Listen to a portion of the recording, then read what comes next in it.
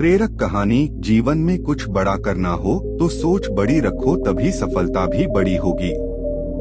दोस्तों, आपको आज की यह कहानी इस बात पर आधारित है कि जीवन में अगर कुछ बड़ा करना है तो व्यक्ति को अपनी सोच बड़ी रखनी चाहिए।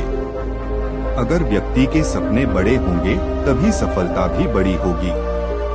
इसके लिए व्यक्ति को बड़ा सोच होगा। एक व्यक्ति था जो गरीब परिवार में रहता था।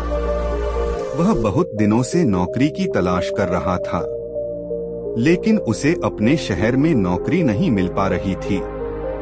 ऐसे में उसने दूसरे शहर में किस्मत आजमाने का फैसला किया। उसने अगले ही दिन ट्रेन पकड़ी और दूसरे शहर की तरफ निकल गया। उसकी माँ ने एक टिफिन बॉक्स में रोटियां रख कर दी। वह इतना गरीब था कि उसके घर में सब्जी नहीं बनती थी। ऐसे में बस उसकी माँ ने रोटियां ही दी थीं। जब उसका आधा सफर तय हो गया तब उसे भूख लगी। उसने टिफिन निकाला और रोटियां खाने लगा। जैसे वो रोटी खा रहा था, उससे उसके आसपास बैठे लोग उसे देख रहे थे। वह पहले रोटी तोड़ता, फिर टिफिन में कुछ घुमाकर कौर को मुंह में डालता। ऐसा लग रहा था मानो वह रोटी के साथ सब्जी भी खा रहा है। लोग उसे हैरान होकर देख रहे थे। वो ऐसा क्यों कर रहा था, उन्हें समझ नहीं आ रहा था। लोग उसे ऐसे ही देख रहे थे। लेकिन एक व्यक्ति ने उससे पूछ ही लिया, भाई, तुम्हारे टिफिन बॉक्स में बस रोटियां ही हैं, तो उसे टिफिन में घुमाकर मुंह में क्यों डाल रहे हो? युवक ने जवाब दिया कि हाँ, मेरे पास केवल रोटी है, लेकिन इस खाली टिफिन में रोटी घुमाकर मैं यह सोच रहा हूँ कि मैं रोटी के साथ अचार भी खा रहा हूँ। व्यक्ति ने पूछा कि क्या इससे उसे अचार का स्वाद आ रहा है? युवक ने कहा कि मैं रोटी अचार सोचकर खा रहा हूँ तो मुझे स्वाद भी आ रहा है। जब उसके आसपास बैठे लोगों ने बात सुनी तो एक व्यक्ति ने बोला कि अगर सोचना ही था तो अचार ही क्यों सोचा, मटर पनीर या शाही पनीर सोच लेते। इस तरह तुम उन सब्जियों का भी स्वाद ले पाते। बड़ा सोचो तभी सफलता बड़ी मिलेगी। अगर व्यक्ति के सपने बड़े होंगे तभी सफलता भी बड़ी होगी। इसके लिए व्यक्ति को बड़ा सोच होगा। इस कहानी से हमें यह सीख मिलती है कि जब हम कुछ बड़ा सोचेंगे तभी हम कुछ बड़ा कर सकते हैं। दोस्तों, आपको यह प्रेरक कहानी कैसी लगी? अपनी राय जरूर शेयर करें। कोई सवाल या सुझाव हो तो हमें कमेंट के माध्यम से जरूर बताएं। जीवन में स्वयं की कीमत कैसे जानें? नमस्कार दोस्तों, लघु प्रेरक कहानी में आप सभी का स्वागत है। एक बार एक धनी व्यापारी के पुत्र ने जब अपनी अकादमिक शिक्षा पूर्ण कर ली तो उसने अपने पिता से पूछा कि मैं जानना चाहता हूँ कि हम स्वयं की कीमत कैसे जानें। उसके पिता ने उसको एक पत्थर दिया और कहा, पड़ोस बाजार में इस पत्थर की कीमत जानकर आओ। कोई भी इस पत्थर के मूल्य को पूछे तो केवल 2 उंगली खड़ी कर देना। तुम सामने वाले को इस पत्थर का मूल्य आंकने देना, लेकिन किसी भी कीमत पर इस पत्थर को बेचना मत। लड़के ने बाजार में जाकर एक डिब्बी में उस पत्थर को एक टेबल पर रख दिया। बहुत से लोग उस पत्थर को देखकर निकल जाते। एक महिला को वह पत्थर सुंदर लगा। उसने पूछा, इस पत्थर की कीमत क्या है? उस लड़के ने 2 उंगली खड़ी कर दी। महिला बोली, अच्छा, 200 रुपए। ठीक है, तुम यह पत्थर 200 रुपए में मुझे दे दो। लेकिन लड़के के पिता ने बेचने से मना किया था, इसलिए वापस आ गया। उसने पिता को बताया कि एक महिला इस छोटे से पत्थर के 200 रुपए दे रही थी। उसने पिता से पूछा, क्या सच में इस छोटे से पत्थर की कीमत 200 रुपए है? पिता ने कोई उत्तर नहीं दिया और बेटे को उस पत्थर की कीमत लगवाने के लिए एक जौहरी के पास भेजा। इस बार भी पिता ने कहा, जब वह मूल्य पूछे तो 2 उंगली खड़ी कर देना। लड़का जौहरी के पास पहुंचा और उसे पत्थर का मूल्य पूछा। जौहरी ने पत्थर की जांच की और पूछा कि तुम इस पत्थर की क्या कीमत चाहते हो। पिता के कहे अनुसार लड़के ने 2 उंगली खड़ी कर दी, जिसे देखकर जौहरी ने कहा कि हाँ, मैं इस पत्थर का तुमको 2 लाख रुपए दे सकता हूँ। लड़का जौहरी की बात सुनकर चुपचाप दुकान से बाहर आ गया और पिता को सारी बात बताई। लड़का अब समझ चुका था कि उसके पिता ने उसे किसी कीमती पत्थर का मूल्य लगवाने के लिए भेजा था, लेकिन 2 उंगली से मूल्य बताने की बात उसे समझ नहीं आई थी। उसने अपने पिता से इस बारे में जानना चाहा तो उसके पिता ने कहा कि जरूर बताऊंगा, लेकिन उससे पहले इस पत्थर को जिस शोरूम में एंटीक चीजें बिकती है वहां से इसका मूल्य लगवा कर आओ। शर्त इस बार भी वही है, अगर वह मूल्य पूछे तो 2 उंगली खड़ी कर देना। लड़का ने वहां पर पहुंचकर पत्थर दिखाया।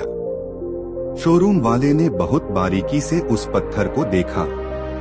उसको देखकर शोरूम के मालिक की आंखों में एक अलग चमक नजर आ रही थी। उसने पत्थर का मूल्य पूछा। लड़के ने 2 उंगली खड़ी कर दी। वह व्यक्ति बोला, हाँ, इस नाजाब पत्थर के लिए 2 करोड़ रुपए भी देने को तैयार हूँ। यह एक बेशकीमती रत्न है। लड़का बिना पत्थर को बेचे अपने पिता के पास वापस लौट आया। पिता जानते थे कि इसके मन में बहुत से प्रश्न चल रहे हैं। पिता ने कहा कि अब तुम अपने सवालों के जवाब पूछ सकते हो। लड़के ने कहा कि पिताजी, आपने मुझे यह क्यों कहा? तुम केवल 2 उंगली खड़ी करके ही पत्थर की कीमत बताना। पिता ने कहा, तुमने स्वयं ही पूछा था कि इस जीवन की कीमत कैसे आके, अब तुमको अपने सवाल का जवाब मिल जाएगा। पत्थर तो उस महिला, जौहरी और शोरूम वाले सभी के लिए एक था, लेकिन हर किसी ने अपनी अपनी समझ से उसका मूल्य बताया।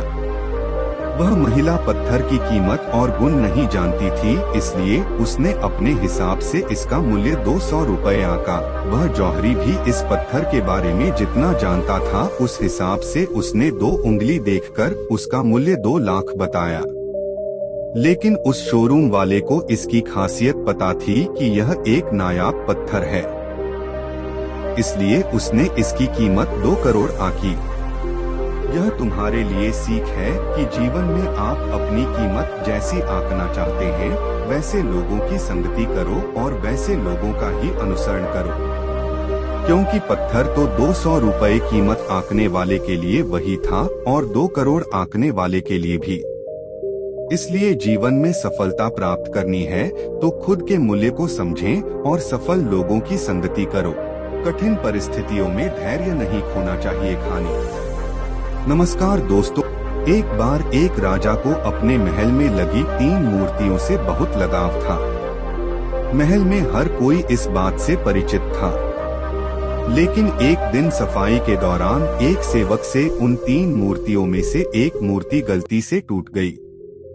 राजा उस समय उन मूर्तियों के आसपास ही खड़ा था, इसलिए उसने क्रोध में आग बबूला होकर आव देखा ना ताव उस सेवक को मृत्यु दंड दे दिया। सेवक मृत्यु दंड की खबर सुनकर भी संभाव खड़ा रहा और उसने तुरंत बाकी की दोनों मूर्तियां भी तोड़ दी। यह देखकर राजा का पारा 7वें आसमान पर पहुंच चुका था। राजा ने उससे पूछा कि क्या तुम पागल हो गए हो? क्या तुम जानते नहीं कि यह मूर्तियां मुझे कितनी प्रिय है? सेवक बोला, महाराज, मैं जानता हूँ कि यह मूर्तियां आपको बहुत प्रिय है, इसीलिए तो मुझे मृत्यु दंड मिला है। राजा हैरानी से उसकी ओर देखते हुए, फिर तुमने ऐसा कृत्य क्यों किया? सेवक ने कहा, राजन, यह तीनों मूर्तियां तो मिट्टी से बनी है और मिट्टी को तो आज नहीं तो कल मिट्टी में मिलना ही होता है।